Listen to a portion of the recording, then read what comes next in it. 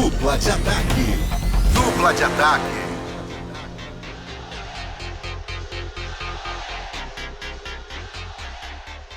E aí, galera, bem-vindos a mais um Dupla de Ataque, essa tabelinha minha e do PVC. Mas antes de rolar a bola, você já se inscreveu no canal? Então faz isso logo, youtube.com/Futebol Globo CBN. Você fica por dentro dos nossos quadros do Dupla de Ataque e agora até das nossas transmissões. Isso aí, dá para ouvir as transmissões do Futebol Globo CBN agora aqui no nosso canal do YouTube. Então se inscreve, já ativa as notificações, manda um likezinho, deixa já o seu likezinho aqui pra gente, mas bora botar essa dupla de ataque para trabalhar.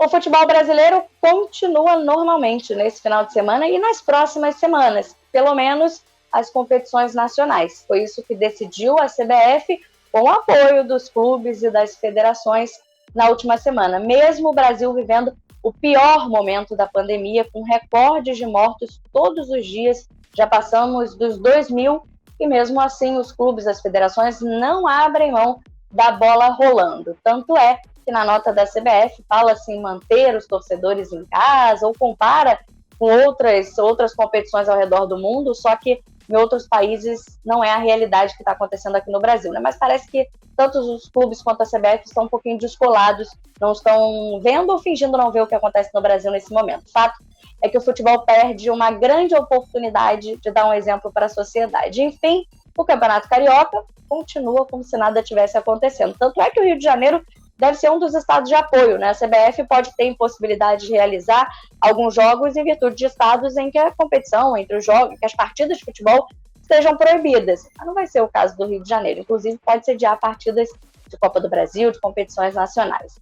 Bem, a bola rola, domingo, Fla-Flu, mas não é um Fla-Flu que o torcedor está acostumado, né? Não é o time campeão brasileiro do Flamengo, nem o time que o Fluminense conseguiu essa vaga na fase de grupos da Libertadores, né? São times ainda bem modificados porque os principais jogadores continuam de férias. Então, é um Fluminense com uma equipe basicamente sub-23, alguns reforços, o Flamengo também com a sua garotada, mas alguns jogadores que voltaram antes da hora querem também aproveitar essa oportunidade. Então, apesar de não ser um clássico com o melhor das duas equipes, vai ser uma partida importante, principalmente para os treinadores, pensarem o futuro da temporada. O Rogério Ceni não vai estar à beira do campo, é o Maurício Souza, mas vai estar de olho na garotada, em jogadores que podem ser utilizados ao longo dessa temporada e também em jogadores que tiveram poucas chances. O Michael, por exemplo, falou que não quer ser emprestado, que é a primeira vez que ele vai conseguir ter 2 jogos como titular, já que é reserva do time. Quer mostrar o seu valor, quer aproveitar essa chance para o Rogério Ceni, quem sabe dar mais chances para ele quando todos os jogadores estiverem à disposição. Então é importante para o Rogério observar esses atletas que querem mostrar trabalho também. E do lado do Fluminense, da mesma forma. Em 2020, na última temporada, os jogadores mais jovens, esses jogadores do Sub-23, foram muito importantes para o Fluminense, entraram no time, não sentiram a responsabilidade e ajudaram o Tricolor a conseguir essa vaga na Libertadores. Então, foram fundamentais e continuarão sendo. O Fluminense ainda vai fazer algumas contratações para fase de grupos, mas ainda assim vai se utilizar muito desses atletas. Vai ter também nessa partida alguns reforços, o Michel Araújo se colocou à disposição, o Pacheco, o Igor Julião, também tem jogador querendo mostrar serviço, né? Então, é um Fla-Flu diferente, sem as equipes principais, mas um Fla-Flu que pode apontar aí bons nomes para o elenco, pensando na temporada completa de 2021. Palmeiras e Ferroviária é um clássico português? É claro que não, né? O Ferroviária tem esse nome porque foi fundada pelos funcionários da companhia ferroviária, em Araraquara. E o Palmeiras é um clube brasileiro, italiano, brasileiro fundado por italianos. Mas, em 2016, um técnico português começou a fazer uma partezinha de história ali. O Palmeiras perdeu para a Ferroviária dentro do Allianz Parque por 2-1. E o técnico era português. E o técnico português não era do Palmeiras, era da Ferroviária. Sérgio Vieira. Hoje, o técnico português rima até com Vieira. É Abel Ferreira. Só que tá no Palmeiras.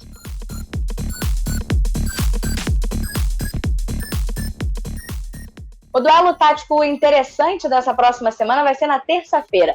O jogo de volta é entre Santos e Deportivo Lara. Na partida de ida, o Santos venceu por 2-1 na Vila Belmiro. Agora joga na Venezuela com a vantagem do empate. Só que dessa vez o Deportivo Lara precisa fazer gols. No primeiro jogo que a gente viu, foi o Santos propondo muito mais, nesse trabalho ainda curto do Ariel Holan, mas um Santos que tinha bola, que tentava jogadas, e um Deportivo Lara que ficou muito mais esperando o contra-ataque, os espaços que o Santos permitia, e as jogadas de bola parada. Assim saiu o gol, marcado numa cobrança de escanteio, e também saiu o segundo, mas que foi anulado, de novo no escanteio. É um ponto fraco que o Santos precisa trabalhar, essa bola aérea defensiva. Só que agora o Deportivo Lara deve ter outra postura, precisa de gols. O empate favorece o Santos, classifica o time da Vila Belmiro para a próxima fase. O que a gente viu já nesse trabalho ainda muito recente do Holan, mas uma característica muito fácil de verificar nessa primeira partida, que ficou muito clara no estilo de jogo que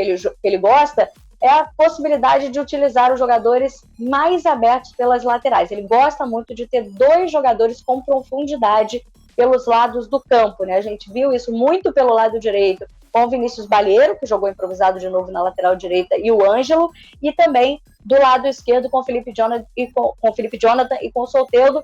Não funcionou também, o lado direito foi um pouco melhor, mas a gente percebeu que ele gosta dessa profundidade pelas laterais. E mais uma vez, não tem medo de usar os garotos da base. Veio para isso e já nessa primeira partida, com alguns desfalques, além dos jogadores que o Santos perdeu, né? Não tinha o Marinho, não tinha o Pará, jogadores mais experientes, e ainda assim botou a garotada em campo.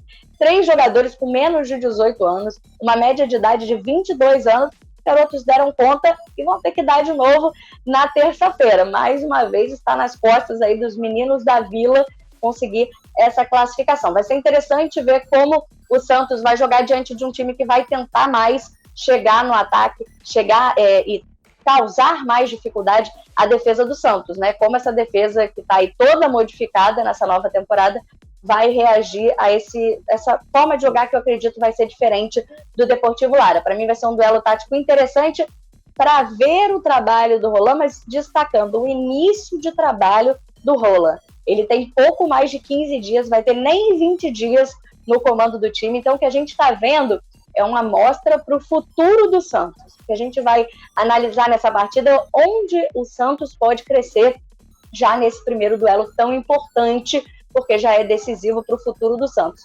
Mas nada de avaliação definitiva do trabalho do treinador, porque está muito cedo para isso. É só enxergar alguns pontos que podem ser importantes no futuro do Santos na temporada. Harry Kane. Não é por causa dele, o líder de assistências do campeonato inglês, que o Tottenham passou a ser mais importante do que o Arsenal. Nesta temporada, o Tottenham não briga pelo título, e nem o Arsenal, muito menos o Arsenal. Mas a chegada de Harry Kane à Premier League marca o final daquilo que os torcedores Gunners do Arsenal apelidavam de Tottenham's Day. Esse era o dia em que se confirmava pela tabela que o Tottenham não ficaria à frente do Arsenal. E isso aconteceu entre 1996 e 2016. Presta atenção. Em 95, o Tottenham ficou à frente do Arsenal. E depois o Tottenham só voltou a ficar à frente do Arsenal na tabela em 2017. Em 17, 18, 19 e 20, o Arsenal não consegue ficar na frente do Tottenham. E sabe o que tem de incomum nesse período? Harry Kane, camisa 10 do Tottenham Hotspur.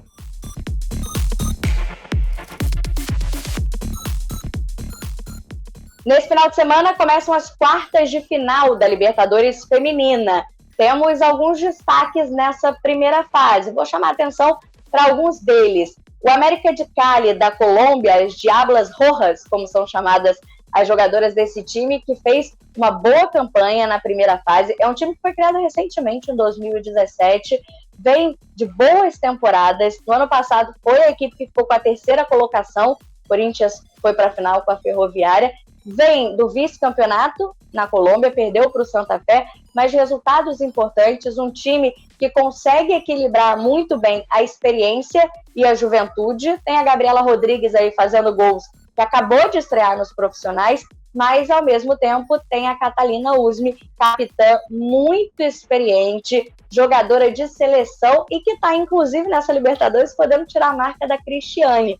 Ela já fez 28 gols na história da Libertadores e o recorde é da Cris com 29.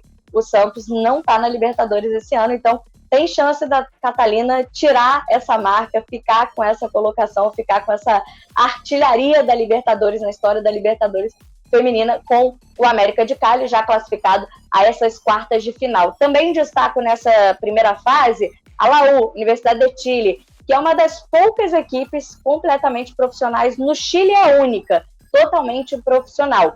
Uma equipe que vem investindo cada vez mais no futebol feminino, tem colhido bons frutos, bons resultados por conta disso, e é apontada pela imprensa chilena como a equipe favorita do seu país para brigar por essa Libertadores. O Colo-Colo é o único time chileno que já foi campeão da Libertadores feminina, e agora tem essa possibilidade com a Laú, que também conseguiu a classificação logo depois das 2 primeiras rodadas, né, e que tem alguns destaques interessantes no time. Tem a Daniele Zamora, que já nessas primeiras rodadas fez mais de um gol por partida. Tem também a principal craque, a destaque da equipe, podemos dizer assim, que é a Oliviedo, que é atleta da seleção argentina. A Laú foi muito bem nessa primeira fase e é uma ameaça para o Corinthians, que é o grande favorito, mais uma vez, o time brasileiro.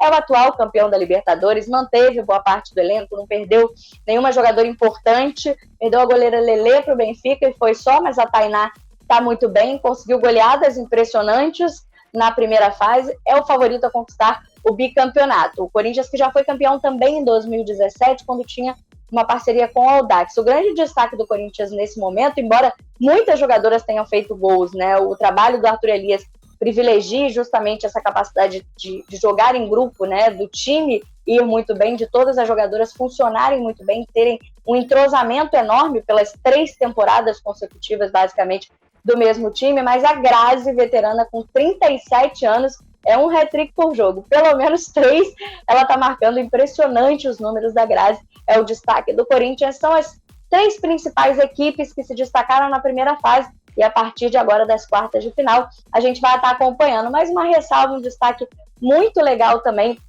para o Santiago Morning, que pela segunda vez está disputando a Libertadores, e nessa primeira fase também foi muito bem. É um trabalho bem bacana de desenvolvimento do futebol feminino no Chile. Tem uma das poucas técnicas dessa Libertadores, além da Lindsay Camila na Ferroviária, que é a Paula Navarro, que faz um trabalho de números impressionantes no futebol feminino no Chile, e é um time que joga também, que tem no seu uniforme a bandeira do arco-íris, é uma forma de inclusão, de diversidade, né, o símbolo do LGBTQI+, e é uma forma do Santiago Morning estar também falando sobre inclusão, diversidade. É uma equipe que chama sempre a atenção na Libertadores e foi também um dos destaques da primeira fase. Vamos ver agora, final de semana, as quartas de final, porque na semana que vem, no outro final de semana, já estaremos falando da decisão da Libertadores feminina. Milan e Napoli jogam, e o Milan ainda com o sonho de perseguir a Internacional, líder e favorita ao título para desbancar a Juventus. Mas o Milan vem logo atrás, enfrenta o Napoli num jogo que tem muita lembrança para nós brasileiros. Porque quando o campeonato italiano começou a ser transmitido regularmente no Brasil, era o Napoli de Maradona, Careca, contra o Milan de Gullit e Van Basten. Atenção, temporada 87-88, quando o Milan venceu o Napoli na cabeça a cabeça até o final do campeonato, ainda não tinha Rijkaard no Milan e nem alemão no Napoli. Subiria na temporada seguinte. Mas foram 3 temporadas, 88, 89 e 90, em que esses 2 clubes eram os grandes rivais. Era o grande clássico internacional que a gente esperava aqui no Brasil. Uma espécie de Real Madrid e Barcelona dos anos 1980. Hoje é diferente, mas o Milan sabe que tem chance de ganhar o campeonato desde que ganhe o clássico contra o Napoli.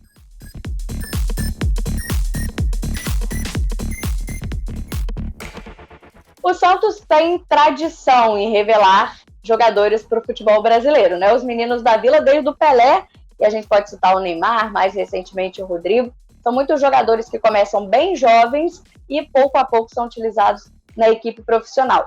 Na última semana, o Santos conseguiu mais um recorde com os seus jogadores. No jogo contra o Deportivo Lara pela Libertadores, o Kaique, zagueiro de 17 anos, marcou, fez o segundo gol do Santos e entrou para a lista dos 10 jogadores mais jovens a marcarem na Libertadores, a fazerem gols na competição internacional. O Santos, que tem outros 2 jogadores nessa lista. O Rodrigo, que é o terceiro agora, foi ultrapassado pelo Kaique, e também o Marcos Leonardo. E o primeiro lugar dessa lista é do Cárdenas, um argentino pelo Racing, com 16 anos, pouco mais de 16 anos, quase 17, mas ainda com 16. Até agora é o jogador mais jovem a marcar pela Libertadores. Mas isso pode mudar na semana que vem. Tem outros brasileiros nessa lista dos 10. Tem o Lincoln, quando jogava pelo Grêmio, tem o Paulinho, pelo Vasco, tem o Ronaldo ainda pelo Cruzeiro, então tem outros brasileiros, mas o Santos é quem tem 3, e pode ter o quarto e o líder da lista. Isso porque o Ângelo tem 16 anos e pouco mais de 2 meses. Ele foi titular contra o Deportivo Lara no jogo de ida, não marcou. Mas se o Ângelo fizer gol agora na partida de volta, ele fizer um gol nesse momento na Libertadores, com 16 anos e pouco mais de 2 meses, ele se tornaria o jogador mais jovem a marcar na competição sul-americana. Ele assumiria aí o topo dessa lista, ele que já tem outros recordes, né? Ele superou o Pelé, é o segundo jogador mais jovem a estrear pelo Santos, está atrás só do Coutinho, mas é o jogador mais jovem do Santos a disputar uma Libertadores. Quem sabe entra nessa lista também na semana que vem, para a alegria do torcedor do Santos.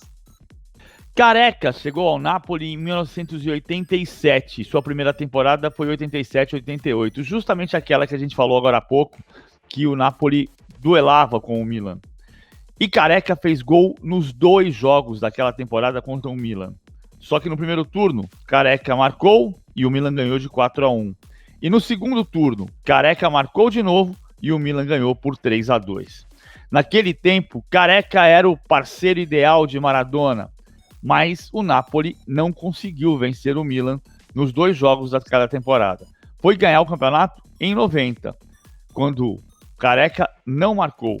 O Milan venceu o Napoli, mas o Napoli venceu o campeonato. Valeu, PVC! Esse foi mais um Dupla de Ataque aqui no nosso canal do Futebol Globo CBN, que você já sabe, youtube.com/Futebol Globo CBN. Espero que você tenha curtido. Se gostou, dá o joinha, larga o like aqui também no nosso vídeo. Já se inscreveu? Então se inscreve no nosso canal, porque além do Dupla de Ataque, você ainda pode curtir outros quadros e as nossas transmissões. É isso, espalha para todo mundo, compartilha com geral, que agora transmissões do Futebol Globo CBN também aqui no nosso canal. Então se inscreve, deixa seu like, pode deixar um comentário também e ativa as notificações, porque semana que vem tem muito mais, tem Dupla de Ataque. Bom final de semana!